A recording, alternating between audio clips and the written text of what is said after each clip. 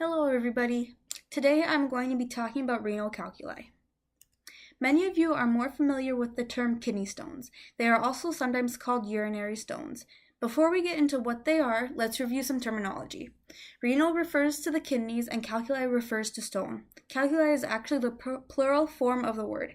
Calculus is a single form of the word, meaning there is only one kidney stone. Now to understand what renal calculi are.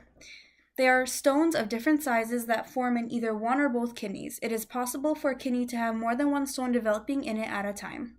The size of the stone varies. Some can be as small as a grain of sand or rice, others can be as big as a pearl or marble. Kidney stones can either stay in the kidneys or leave your kidneys and travel down your ureter. To review, the ureter is a tube that carries urine from your kidneys to your bladder. You've probably heard people say they passed a stone. This happens when the stone is moving through the ureter. While the stone is moving through the ureter, it can get stuck in the urinary tract and block urine. This can be extremely painful. There are many different kinds of stones. These different kinds of stones form due to various reasons. The most common type of kidney stone is a calcium stone. There are two main kinds of calcium stones, calcium oxalate and calcium phosphate.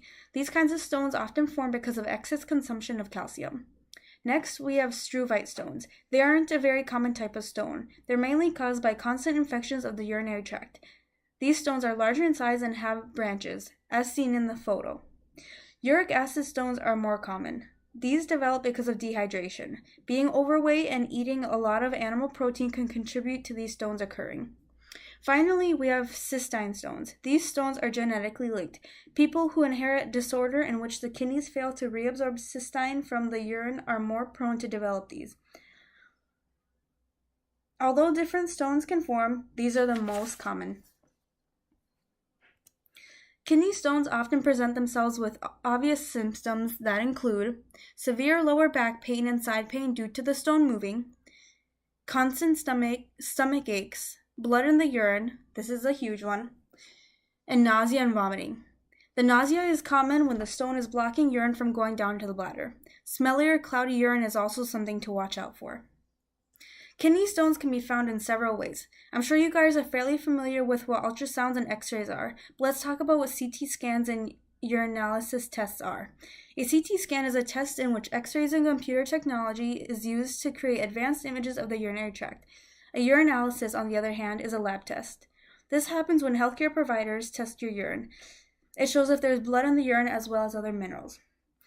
If you find out that you indeed have a kidney stone, there are many forms of treatment. If you're not feeling any pain, the physician may suggest to let the stone pass on its own.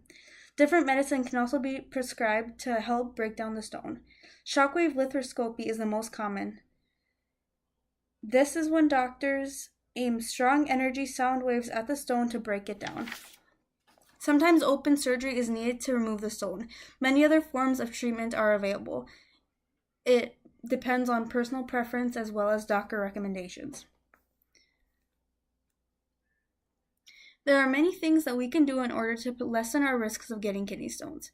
Drinking plenty of water and watching what you eat are a couple of the most important ways to avoid them. Stone-forming foods include nuts, chocolate, and spinach. Maintaining a healthy weight is also a good idea. Well, that's it, guys. Thanks for watching. Sources for photos and information are listed on this slide.